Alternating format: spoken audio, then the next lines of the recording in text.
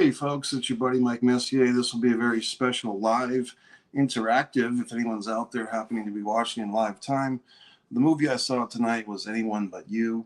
You might be saying, well, gee whiz, Mike, you're not crammed up into your car. You're not doing this in your car as usual. Well, I happen to be in a different town. I'm visiting friends, family of friends for, Christmas time. Happy Christmas, Merry Christmas. And I'm actually staying here in Inverness, Florida. Very nice town. And, once again, this Regal movie app, it's really nice when you can just push a couple of buttons, find out where the local movie theater is. I was able to catch the last show of the night, the 10 p.m. Screening of this movie, Anyone But You. And you might be saying, well, gee whiz, Mike, what's the movie about? Should we go see it? Should we go not? I mean, it really depends on your mood. This is a romantic comedy. If you don't like romantic comedies, you won't like this one. If you do like romantic comedies, there's a good chance you'll like this one, but you might not. So I'll get into some of the dirty details.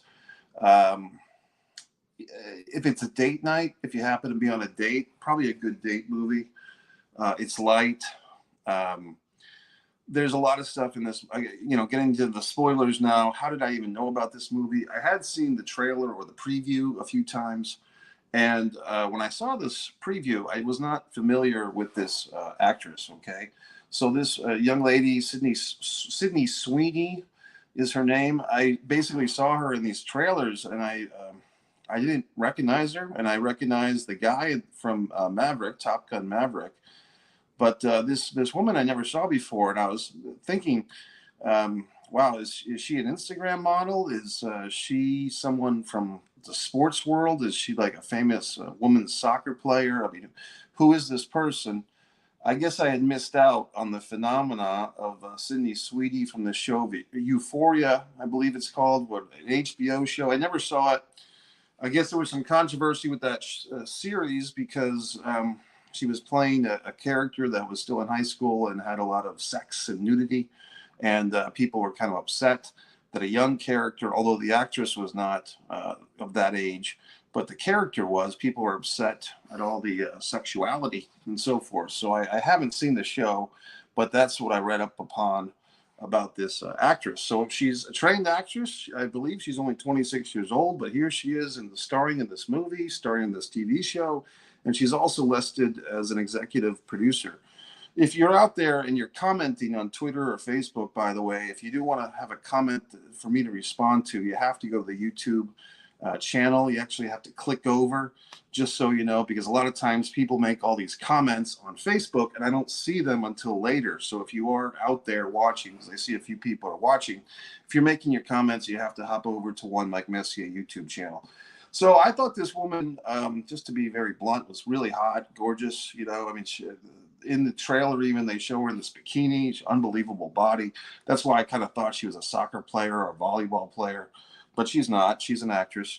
And, the guy who's in this movie, if you saw Maverick, you know who I'm talking about. He was kind of like the modern day Val Kilmer character, like the modern day Iceman. He plays his role well. He's like a cool, calculated guy, and now they're trying to push this guy as basically he feels like he's the next McConaughey type. So this movie overall, it had a lot of shades of like late 90s, but more like 2005 type of romantic comedy. Like you could easily, take out Sydney Sweeney and this dude, whatever his name is. It might be Ben Powell. It might be his name. You take them out and you put in, your Reese Witherspoon or your Renee Zellweger or your even a perfect person, a generation ago for this movie would be Sandra Bullock. Julia Roberts could have done this in her sleep. I mean, all these women that we used to see as the romantic comedy girls of the moment. Jennifer Aniston. I mean, this is something that Jennifer Aniston could have done. And you could just kind of mix and match, and McConaughey definitely would have been the stud boy for this thing a generation ago. And so that's kind of where these two actors are at right now in their career. They're doing something fun. They're doing something light. in theory, this is kind of a Christmas movie because a wedding is the centerpiece of this movie. The wedding takes place on December 22nd. Kind of surprising that they didn't maximize that, meaning they didn't put a Christmas hat on this movie. They didn't make this a Christmas movie at all, really, because there's no mention of Christmas. Although there's a wedding invitation, it says December 22nd, so you'd think that they'd tie that in somehow. And possibly this movie was released nationwide on December 22nd of this year, 2023. That would make sense. But anyway, they don't get into the Christmas thing at all. Maybe a lost opportunity there for the filmmakers to cash in on a holiday film. Let's see what else. So there is a wedding in this movie. It is a lesbian wedding, which is very exciting. And, they don't really, aside from like one little thing at the beginning where one of the fathers of one of the brides, pretends to be upset. This is one of those movies that's so politically correct that nobody bats an eye. It's a lesbian movie or a lesbian marriage. It's just part of the scenery. So I mean, that's evolution. That's progress for equality and all that good stuff. But it might be nice if there was like one asshole character who kind of curmudgeons about it or like raises an eyebrow or something goofy like that. I think you could still get a laugh out of something like that, out of like the non-politically correct character, even if it's as a humorous whipping post for non-political correctness. I still think there's some humor there, with the grandparent who's confused, or there's two brides, so something like that. I think is still appropriate, still funny, even in this modern time. Also, another thing, it's not the beautiful woman, the centerpiece here, Sydney Sweeney. She's not the one getting married. It's her sister, who's one of the lesbians. And then she's marrying a woman who is the sister of the best bud of Ben's character, the boy, the man character. So, and here's another thing where it gets a little tricky, because I don't want to sound like a asshole saying this stuff, but just to be honest, if you go back a generation or so, there was kind of like the movies like The Best Man, or When Stella Got Her Groove Back. There'd be these kind of ensemble African American or black cast movies, and then you would have like the Sandra Bullock and the Julia Roberts, their romantic comedies, My Best Friend's Wedding and stuff like that. So you had like this kind of unofficial separation, and now once again, it's progress, it's evolution. They're trying to get people to see every movie. So, I mean, they kind of mix everybody up, which I think is good. But I think in this particular case, what I was thinking, and they still could have done this even with the cast they had, if the second lesbian was the sister of Ben's character. So basically, the meet cute, the couple in the center, the Sydney Sweeney character, I think her name is B. Her real name is Beatrice, but she goes by B. If her character and the guy, their sisters are actually marrying each other, instead of the next generation of adding the friend element, I think you would like raising the stakes. Basically, there's this old street writing cliche. If you read Sid Field or Robert McKee, raise the stakes, raise the stakes. Well, if the meet cute is that the guy and the girl, they both have lesbian sisters that are marrying each other, and now they're going to be in-laws, and they still have this romantic comedy. To me, that's more involved, that's more intriguing, but they kind of water that down by having this extra layer of detachment with this friend. Now, I guess you could say that because of the way the movie is structured and blah, blah, blah, that they had to do that, which is fine. But I'm just looking for ways to make this movie more intense. A lot of this movie is just good-looking rich people in Australia having a wedding, and the storyline of Ben and will they or won't they? It's the same old crap we've seen in a bunch of romantic comedies, and we know the ending to these fucking things. They always end up as a couple. They always end up kissing, and there's hopefulness and all that horse shit. So, it's kind of like we know where we're headed, and we just take the ride to get there, and you have some nice scenery. Now, I did see this in a local theater. I'll be honest with you. It was a nice theater. uh, but no, reclining seats, which is probably good because I stayed awake the whole time, at least for this movie. And it wasn't the best possible screen or sound. I think if you saw this movie, in a Cinemark or an AMC, it'd probably look even better because a lot of the stuff, the scenery of Australia, the koala bear, there's a nice koala bear moment. A lot of this stuff probably would look really awesome on the best possible screen and all that good stuff. And most movies, across the board, pretty much, most movies look better. The better the screen, the better the sound. It goes across the board. There was a few inconsistencies with the male character. I think the guy's name is Ben Powell, the actor. He's a good actor, and to his credit, the guy is all jacked up. He's all ripped.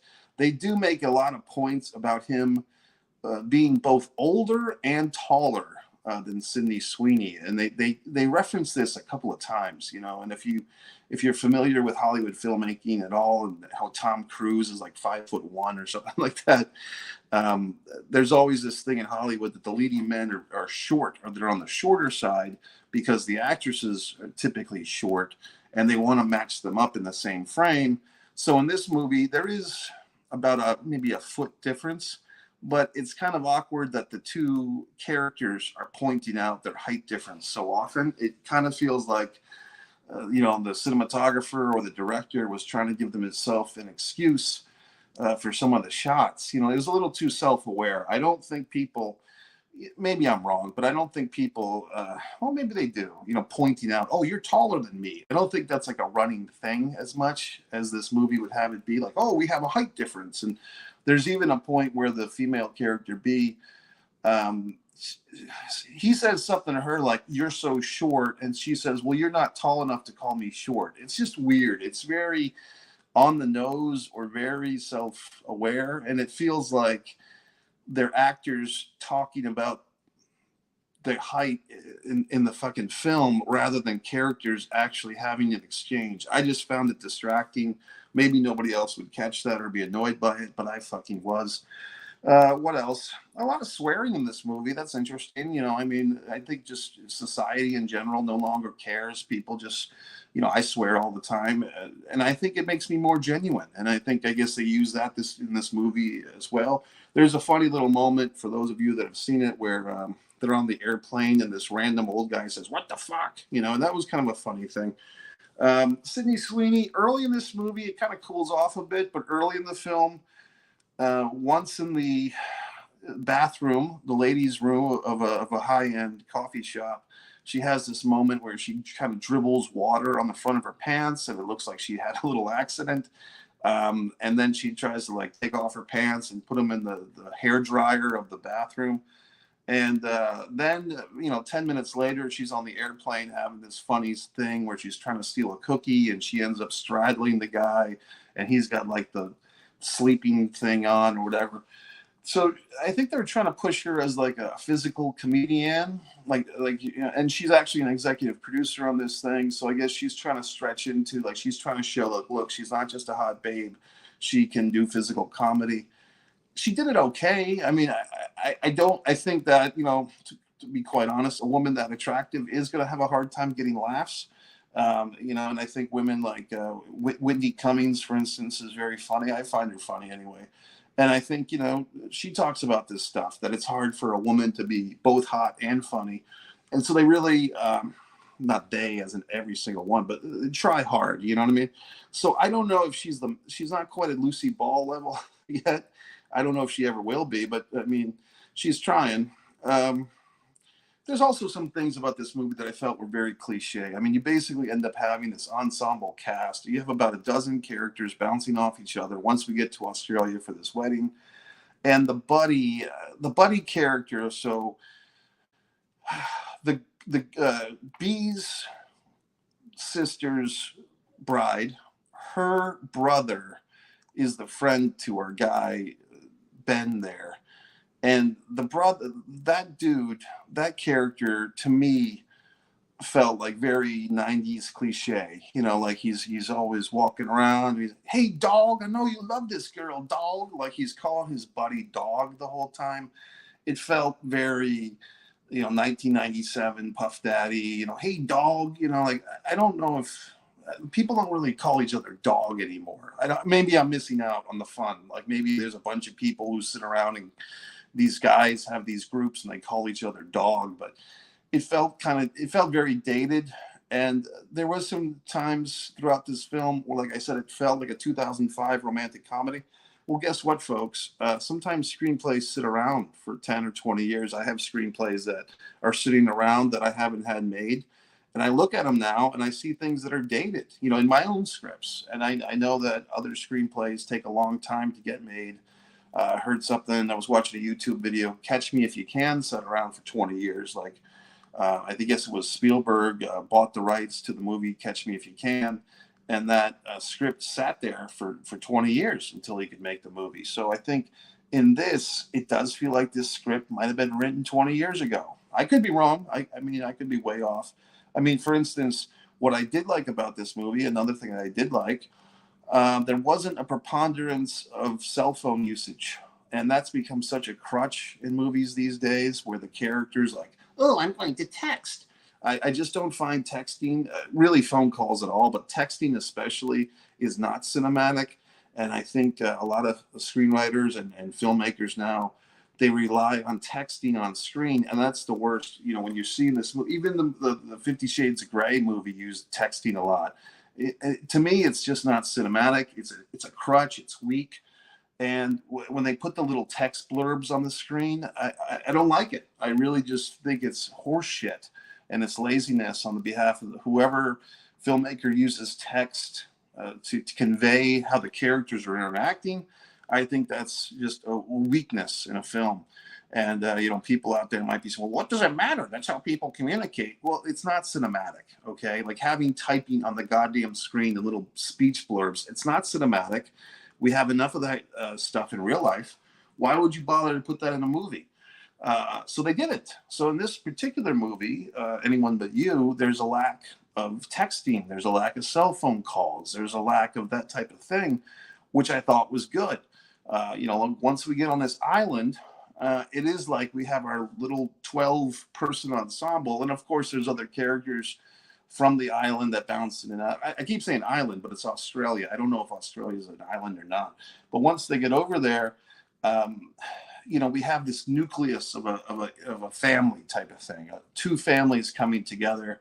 And then we have like this, our main story as the film audience is, our will they, won't they, which of course we know they will, and then the whole device that you see in the trailer really emphasizes this, thing of the movie is that these two people in theory are pretending to like each other, in the girl's case to turn off her ex-boyfriend because she thinks of her ex-boyfriend as, he was just around for too long. There wasn't a spark, blah, blah, blah. He's too nice of a guy, in female logic. And then for our buddy Ben there, his ex-flame, who's an Australian woman, of course, she's got this new, fuck buddy, stud muffin, Outback Jack type surfer boy. And he's trying to get her back and she's trying to scare off her ex-boyfriend. So the two people have different positions on their exes. So one's trying to turn off the ex and one's trying to turn on the ex. And I thought that was interesting. And then in the meantime, these side characters, there's an incident with a firework or a firecracker that it looks like the two of them, are Ben and B are going to ruin the wedding. So those characters, the lesbian couple and their friends and their parents or whatever, they are trying to get these two to hook up because they have the feeling, the collective feels that if these two people fuck, then they won't ruin the wedding. So, and then there's this whole running gag that this movie, and I'm not familiar very much with the Shakespeare's Much Ado About Nothing, the Bard, as I hate when theater people, the Bard, like they're friends with fucking William Shakespeare. They're not, okay? He's been deceased for a while. But these theater assholes would always have you think that old Willie Shakespeare is their buddy. So there's all these references to Much Ado About Nothing. I can't remember if I've ever seen that one on stage or whatnot. but I'm assuming that this movie is inspired by that or a modern day telling, and I guess it is. But I'm not familiar enough with Much Ado About Nothing to catch all the references. The buddy, the friend there, the friend character, the one that calls everybody dog, him and Brian Brown, who plays the father of one of the brides, they have a thing where they're kind of like the chorus. Was it Guildenstern and Hisenkratz are dead, or whatever the fuck, from Hamlet, the two grave diggers, like the characters that are like the funny guys that talk off in the corner. Guildenstern and Herbowitz are dead, or whatever the fuck. But those guys are in this movie because they're kind of like doing a little comedy bit. So I did catch what I wasn't catching. I caught that I was missing some very enlightened Shakespeare reference. I wouldn't say it went above my head; it went to the side of my head because I just couldn't remember. I didn't know that I had to get the fucking Cliff Notes for Shakespeare's Much Ado About Nothing before I went to see this movie. I wasn't expecting to be so challenged by a Sydney Sweeney, Ben Powell romantic comedy, but I guess I'm missing out. The other thing that they put in this thing, there's one of these songs, like, look, I haven't liked a whole lot of music from the last 10 or 20 years, but that song, Unwritten, you've heard this song a million fucking times. It's on, radio that I don't like. You go to the coffee house. It's the type of song that you'd hear in Whole Foods, just playing all the time. And that song is like the big song for this movie. Like, they play it 3 or 4 times. It's a cute song. At the end credits, they played this song, and they did one of those gimmicks where when they were filming the movie, because when you film a movie, you basically get all your shots at each location at a time. So when they did this, and to their credit, they thought in advance. They shot little scenes of the actors singing that song.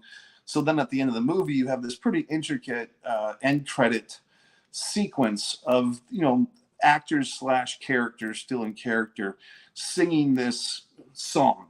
Now, here's the problem. I think that song is one of those songs that a lot of people like, but I don't. It's just one of those songs, to me, it's saccharine. I don't enjoy that song. So I don't hate it. I just don't want to hear it. So hearing that song 3 or 4 times, I know that in a sense it's me, but in a sense it's not. I just find it to be an annoying, sugar-coated song that has no depth to it. I mean, it's not a dog shit song. It's not the worst song in the world, but I don't particularly like it. And just the fact that it's played over and over again, it annoyed me. And I know that, that's just one of those things, and I kind of feel like with this movie, this is the thing. I was going to say this 10 minutes ago, but I interrupted myself. The Ben character has a few things that I felt were inconsistent. And first one is that they pull a Titanic. They have this whole little comedic homage to the movie Titanic, which I thought was fine. I thought that was kind of cute.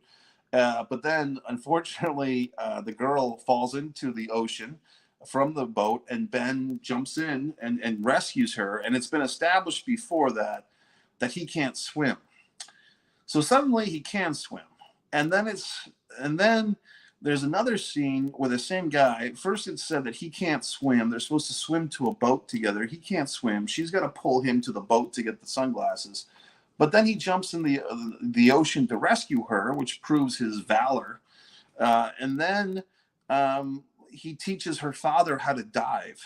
So it's like he can't swim at some points. He can swim at other points. And he's a diving instructor. But at the same time, he's afraid to swim. And then he has this thing where to get to Australia from the mainland, and I don't know if it was supposed to be New York City, or I think it was just any town USA that they start this thing. When Ben and everybody else fly from the USA to Australia, he takes like a really long flight. They say it's a 16-hour flight.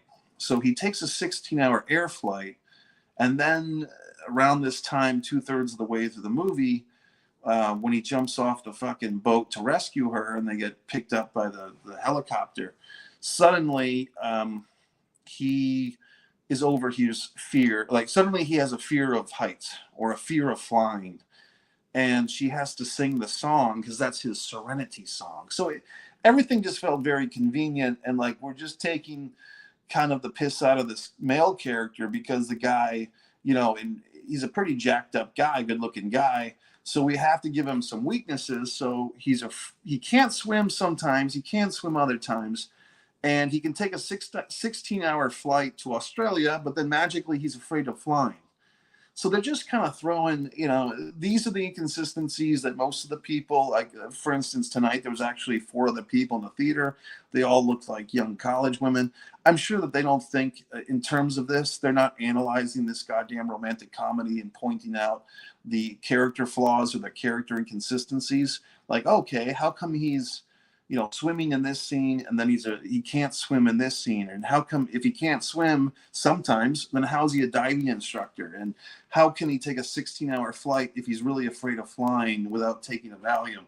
And there's also some oddball references to this guy taking pretty serious drugs. Like there's just a couple of throwaway lines of him taking like hardcore drugs at random points in his life. And I think once again, I think it's because if you look at this guy at the surface, the actor and the character, he's such a good looking, strapping man that, who has a nice apartment in this movie.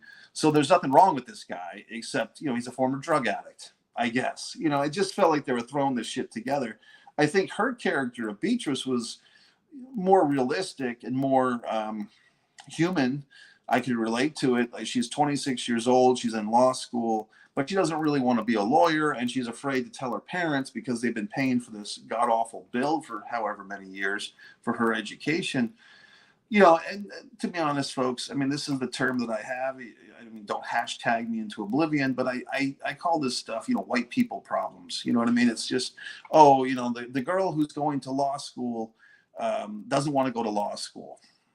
You could call it first world problems if you want to be more open-minded or whatever the fuck. But to me, it's just, she's in law school and she doesn't want to be a lawyer. But now how can she tell her parents on the weekend that her sister's getting married? She can't tell them then. It's just, it's very, Rachel Needs a Haircut of Friends, 1998. It's just such a frivolous, what a problem to have, I want to drop out of law school and figure out what I want to do with my life.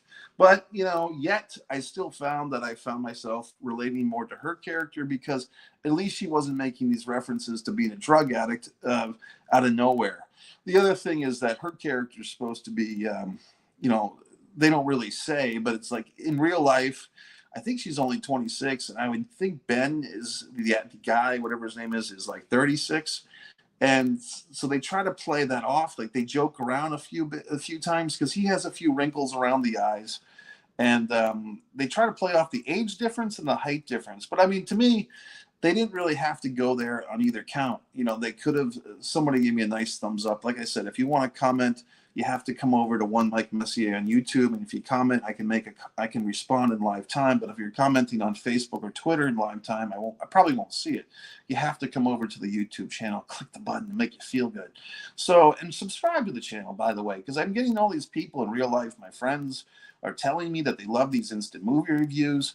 Yet the subscriber numbers are not that great here on this channel. So, I mean, if you love the goddamn videos so much, then why aren't you subscribing? Okay.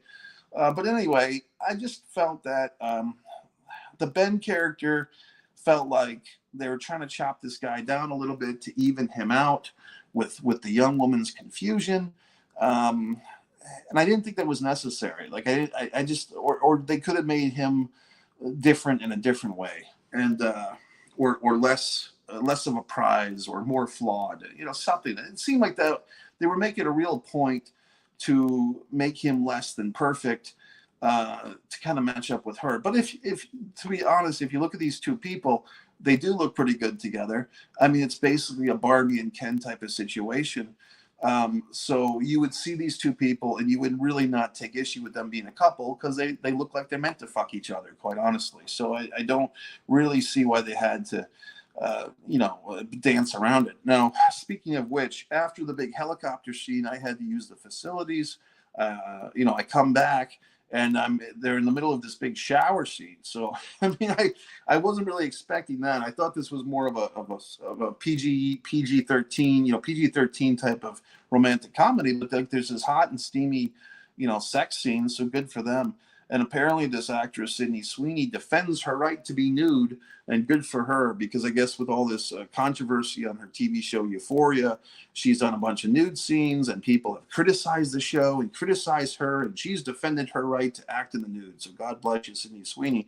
So this sexy scene was pretty sexy, quite honestly. I mean, it wasn't.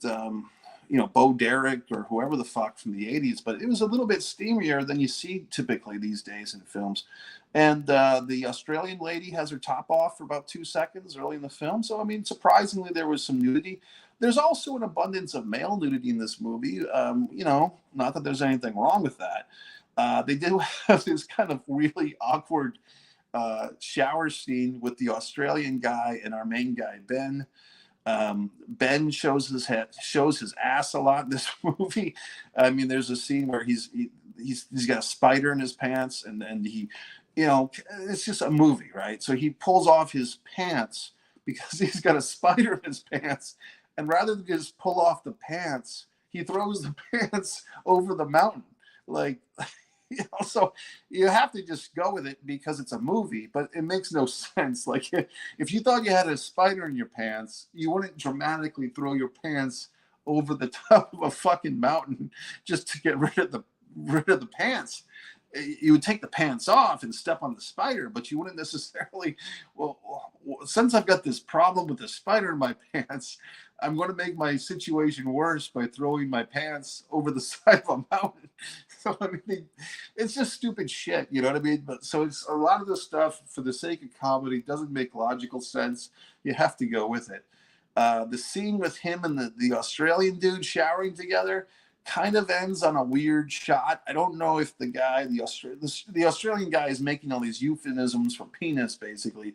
He's calling it yo dolly wanker. He's doing the typical Australian character bullshit. Oh, yo one-eyed alligator, mate. He's talking about his dick, and he's making all these funny names for it. And then they kind of pan down and they show, I don't know if he was supposed to be showing his penis or showing his two thumbs like this. It was got a weird kind of unnecessary shot. I don't think the shot was funny. It was kind of gross because I'm not sure what we were looking at. If he was emulating his male parts, his Dolly Wanga or his one-eyed anteater. I don't know if he was trying to mimic that or if we saw a pretty visual scene of his genitalia. So I don't know. It was a little bit much. I thought in situations like this and throughout the film, it's like, okay, are they really just going for the female audience here because they have all this male nudity? Is this just a chick's flick? And should I even have bought a ticket? But I still did. My buddy here, Michael A.J. Norris, is chiming in. Yo, Mikey, yeah, I just saw this movie, buddy. This Anyone But You. I think it's a passable movie. It's a romantic comedy. I know that Michael A.J. Norris has a very good relationship with his lady friend, so maybe the two of you, buddy, go see this movie together. It might be a nice, sizzle me time to see the movie with your lady friend. For me, the movie was good, but it wasn't great. That's how I'd kind of say that. Out of a 5-star review, I would probably, I'm thinking, it's funny because even when the movie started in the first 10 minutes, I'm like, okay, this is a 2.5-star movie, and I think by the end of it, I think for most people, this would be a 3-star movie. For me, it's more like a 2 3/4, just because I didn't like that song. Some of these character inconsistencies that I'm pointing out were a bit much. So I think for me, it's a 2 3/4 out of 5 stars. But I think for most people, it's probably a 3.5 star. Let's see, buddy. Yeah, let's talk about movies here. We'll leave the wrestling for the wrestling channel. Marvel and DC. Do you think it takes me back? Take 2-year break. Oh, this is an interesting I like this, buddy. This is a good conversation. Marvel movies and DC, cinematic universe. Do you think it takes me 2-year break, bombing and box office? So should they take a 2-year break is what you're asking me? Or should you take a 2-year break from watching these films? I'm trying to figure out what exactly you're suggesting. Let's go with the should the I'm plugging my phone in here, folks, so don't mind my palm. It'll go away. There we go. I got some more juice in this thing. Should they take 2 years off? Should the filmmakers take 2 years? Not you as a audience member, as a fan, but should they? I think that's not a bad idea, and I don't know if you're telling me news or if you're speculating that they should.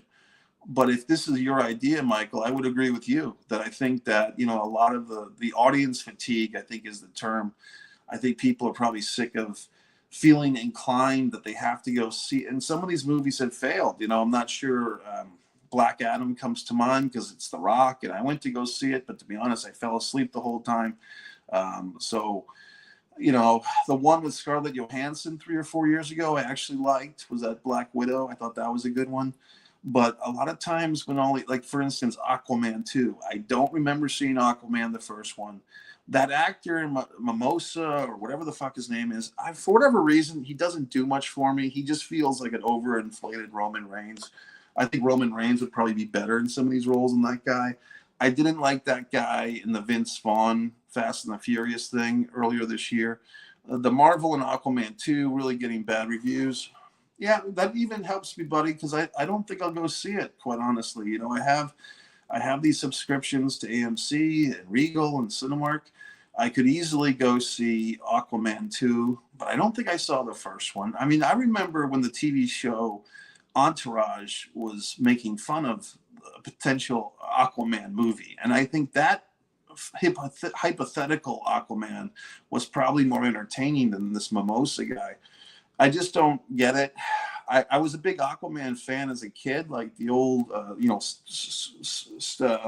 Surfer Sting look Aquaman, like the traditional guy, the old school Aquaman with like the orange shirt and the green pants. And like, he had this really weird superpower of being able to, cattle fish, like, oh, he can talk to the whales, and it's a very interesting superpower, to bring into the real world. Like, this is the guy that, we got, faster than a speeding bullet Superman. We got the Flash, who's even faster than him. We got the Batman, who's a total badass.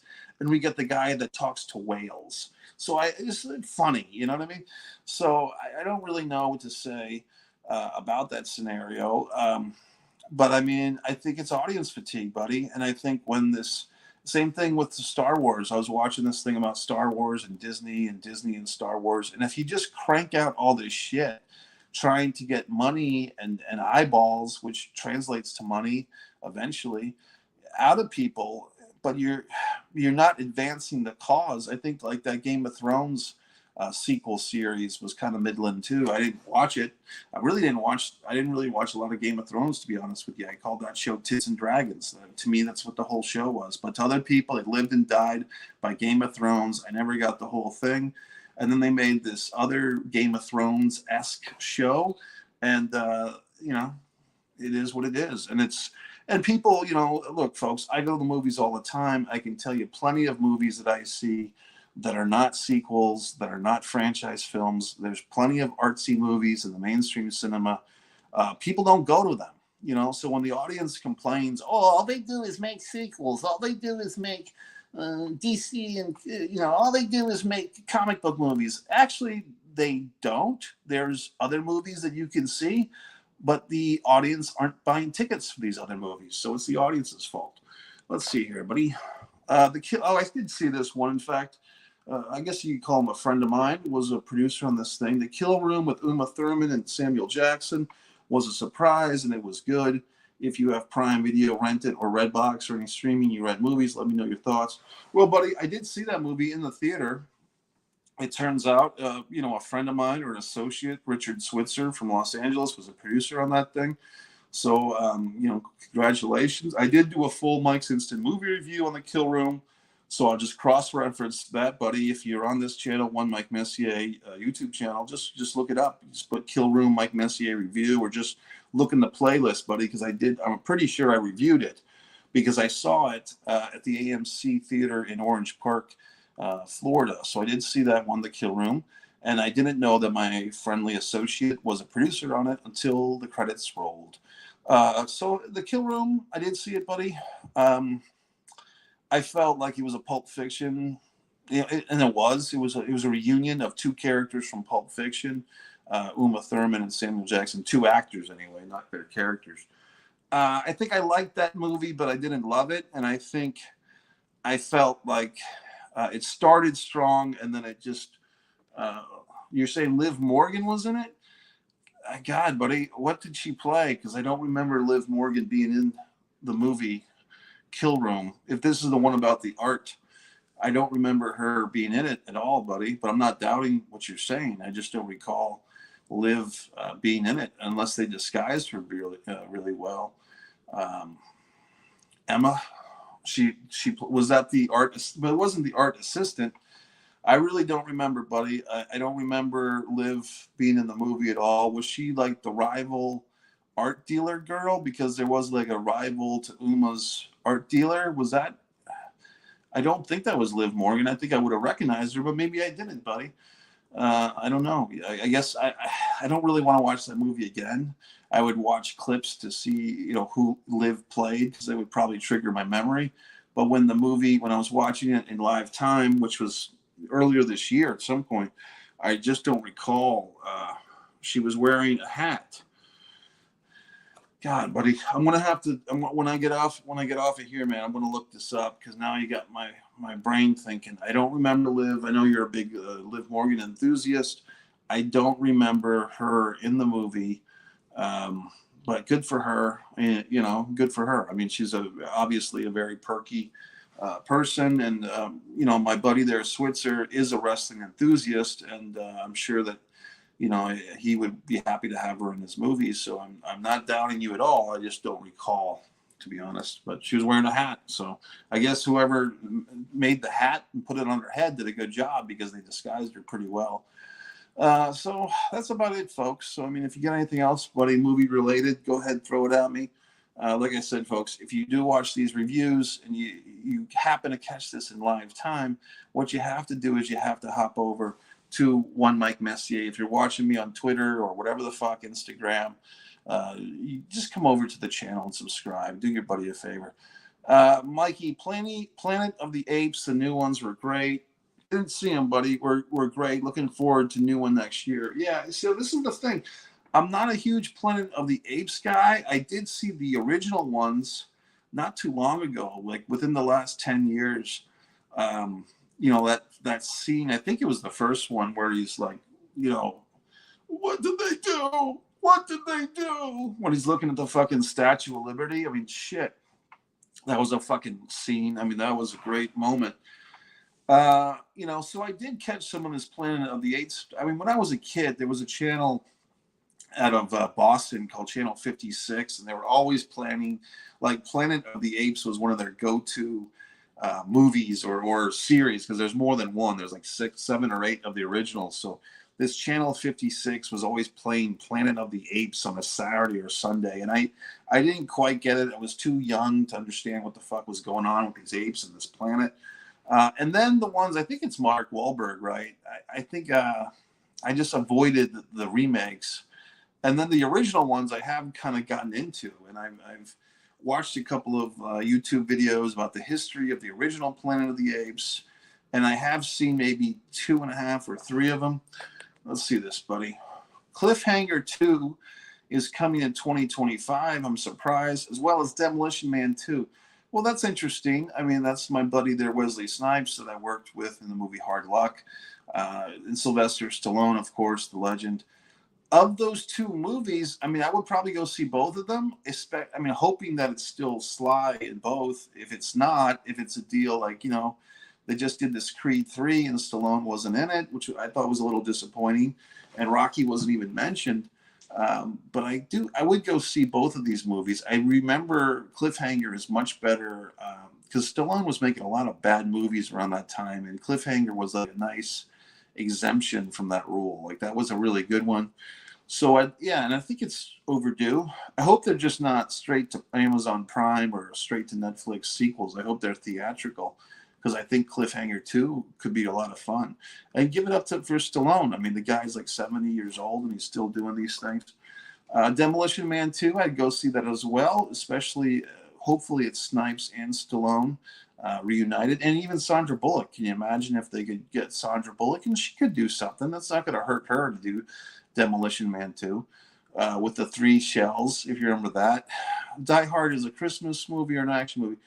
Well, I don't. I think it's both. I mean, I think it's an action movie first and foremost, and I think it's a Christmas movie secondary. I don't think you have to choose one. I mean, if you had to choose, I would say it's an action movie because the emphasis is on action. I mean, there's no I just saw Die Hard about 2 weeks ago on the big screen. I did a Mike's Instant movie review on that. It was great because the movie holds up really well. But I think the emphasis is really on the action and the survival. It's really a survival film, and it's a rescue movie. This guy's trying to rescue all the people that are kidnapped in this hotel, or not a hotel, but the big building. I lean to say it's an action film. If you had if you put a gun to my head, so to speak, I would say it's an action movie, but I think it can be both. I mean, is there a real Christmas lesson in this thing? I mean, I think maybe you could just make a case for valuing your spouse. I think that's kind of the message. I don't necessarily think that has to be a Christmas thing. Let's put it this way.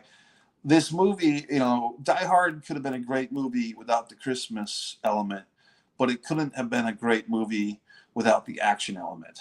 Without the action, without the violence, without the rescuing and the sabotage of and the car crashes and the police and all that stuff, you have no movie with Die Hard. You don't have enough on the bone there for a Christmas movie, but without the Christmas stuff, you would still have a great action film. So I think that's how you do the equation.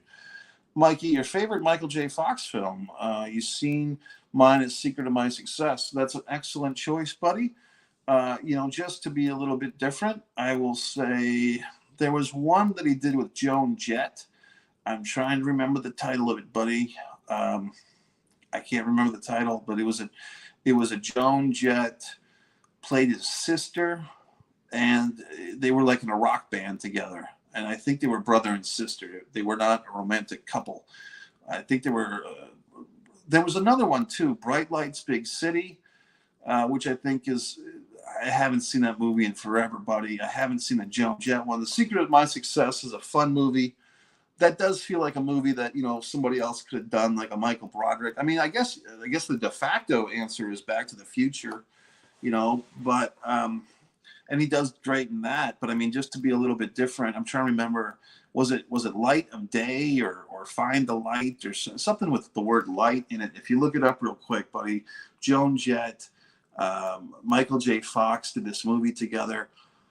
I want to say that one, but I can't. And I'm trying to remember other movie. I think he did something called Greed or Greedy People, which was kind of an ensemble thing. It had the really hot chick from the Wonder Years in it, the sister, Olivia d'Abo, who was the National Lampoon Vacations sister to Beverly D'Angelo or whatever. But Beverly d'Abo, her sister, was the pretty girl, the sister on the Wonder Years, and she was in this thing called Greed, where they're all waiting for this grandfather to die and so forth.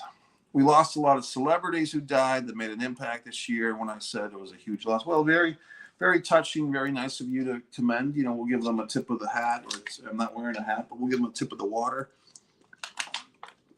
We, of course, I don't want to get into the wrestling stuff, because on One Pro Wrestling and Sports Fan channel, I did do a couple of tributes to Terry Funk and Bray Wyatt, but of course, Terry Funk and Bray Wyatt and other celebrities. What other celebrities? You're right. A bunch of celebrities did die in 2023. I'm trying to think.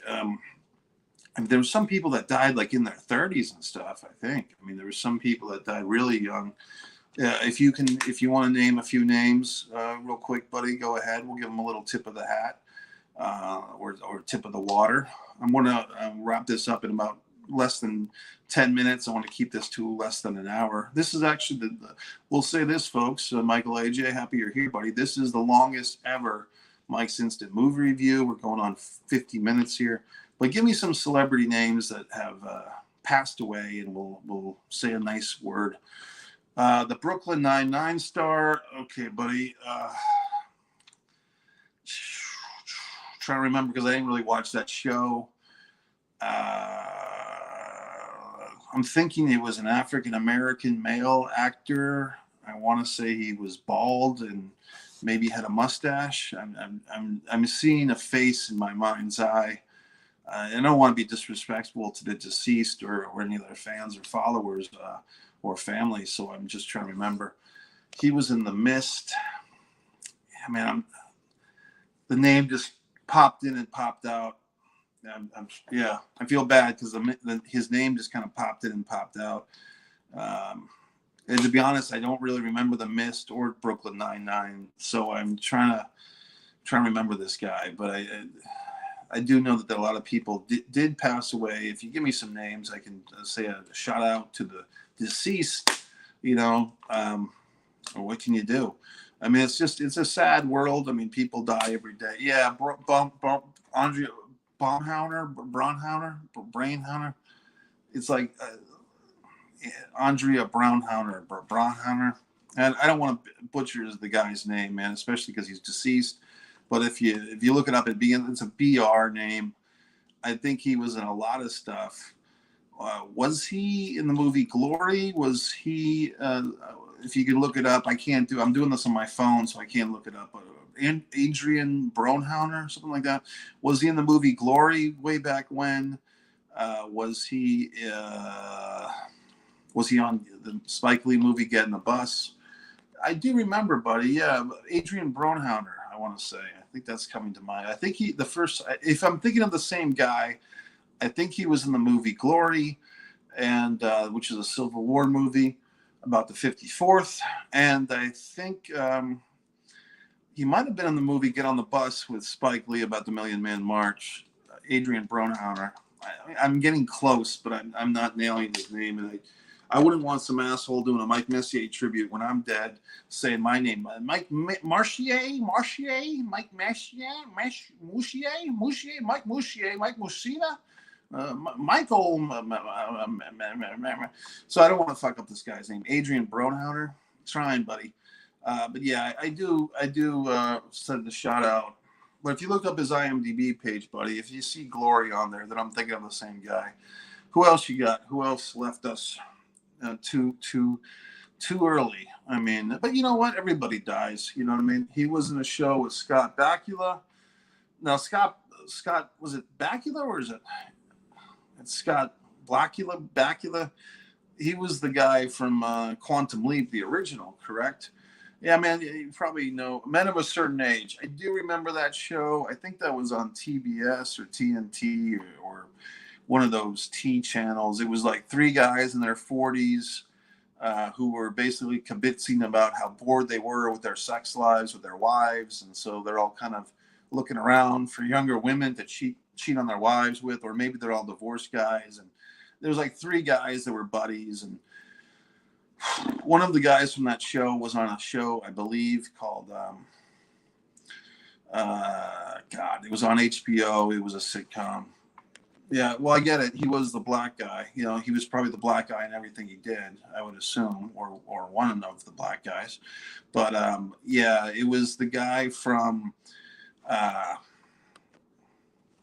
HBO show Living on the Edge, or the TV, and the guy is like living. He's dating women and he's seeing his history in these flashback sequences.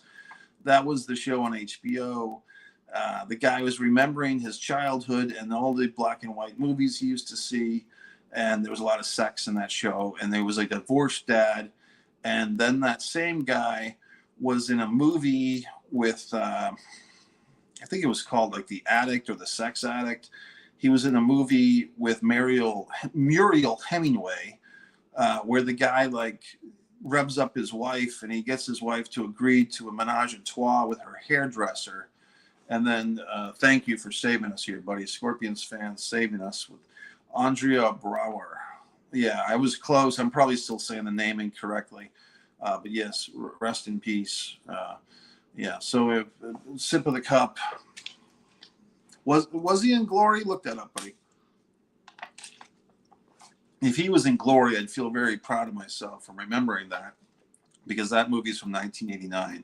Just do a quick cross-reference, Scorpions fans. See if Andrea was in Glory from 1989.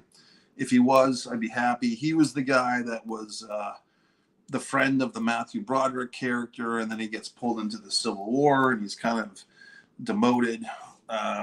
Yes, In the Mist, Stephen King. But see if he was in Glory, Glory from 1989.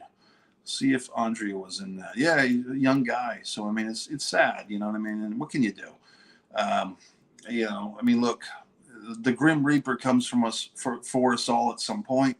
We can't escape that. I mean, I was talking to a gentleman on Christmas Day, a nice guy, great guy. Unfortunately, his health is not in the best of shape, and he's basically getting, you know, his walking papers from the doctor, you know, and it's pretty heavy stuff. I mean, when the doctor is telling you that you don't have much time left, I mean, it's no fun to hear for Christmas. So, I mean, and I'm hearing this stuff. So, I mean, it's not fun when we all die, but, you know, it's something we have to live through or not. So I did get it right. Andrea Brower was in the movie Glory. So I'm thinking of the same guy. I did not watch Brooklyn 999, but thanks, Scorpions fan, for looking it up. I did not watch All These Wonderful Things that Michael A.J. was pointing out. I wonder... so he was in the Glory and he was in the Mist. Nice... You get the nice Peanuts thing. Snoopy, I have been watching some interesting stuff about, there was a YouTube video I watched. It was really long. It was like an hour and a half. And it was like some guy watched all of the Peanuts specials. And there's like more than we think there is. There's not just 3 or 4. There's like 60 of them. And this poor guy sat through all of them. And he ranked them from the best Peanuts TV special to the worst. And a lot of these I never heard of, but I guess there was a few about baseball and different characters who kind of came and went. Interestingly, in the very first Peanuts illustration ever made by Charles Schulz, I guess going back to the 50s or the 60s, there's a couple of characters who make, you know, who are talking about Charlie Brown. Oh, there goes Charlie Brown. Everybody loves, you know, Charlie Brown, everybody's friend. He's such a good guy. And then Charlie Brown walks past him and they go, I hate that guy. So, but that character who said all that was like, he was only in that once in the Peanut strip, and then he went away for like decades and finally came back. This guy, the Men of Certain Age guy, his name was, I think he was named Michael or something. I'm trying to remember the name of that sitcom. It was on HBO in the early 90s, like Dream On. Is Dream On it? Did I just nail it? Did I just nail it to lacrosse? Merry Christmas. But yeah, the show Dream On was like this guy, like, you know, 35, 40-year-old divorced dad. He's, you know, banging as many chicks as he can. And he has all these flashbacks to his childhood and the black and white movies. So that guy, who I think his name is Michael something or other, he or Tim or one of these names, he did a show, The Men of a Certain Age, but the thing he did on HBO before that was Dream On. Okay, so just for whatever the hell difference it makes, kind of an underrated show. Okay, folks, if you have any last minute comments, gentlemen, I'm going to wrap this up because I want to be able to broadcast this. If you've been seeing all my stuff, I've been, you know, simulcasting and broadcasting and all types of wonderful things. More people need to subscribe to this channel to keep me motivated. So share the link, tell your friends to subscribe, or tell your enemies to subscribe. That might be better. Mikey, I'm mad remake of the Transformers, the movie, the cartoon. Why? Well, money, buddy. You know, you're smart enough, brother. You know this. Just money. That's all it is, because the audience, even if they are pissed that there's going to be more sequels or remakes, most of us will go see it just to shit on it. So, I mean, at some point, buddy, they don't care. They don't care if we don't want it or if we see it and shit on it, but as long as we buy the tickets. But like I said, I do the subscription deals, so I'm a little bit more liberal with my film-going choices because I'm not paying out of pocket per film. I'm paying a monthly fee. So therefore, I have less discernment if I was buying a ticket every single time. Well, gentlemen, I do appreciate you. Scorpios fan, AJ Norris, thanks, guys, for coming out and joining me. I want to end this now. If you're watching this on the rewind, subscribe, join the fun. One Mike Messier YouTube channel for Mike's Instant Movie Reviews. Yeah, go see the Sydney Sweeney thing if you want to see her dance around in a bikini.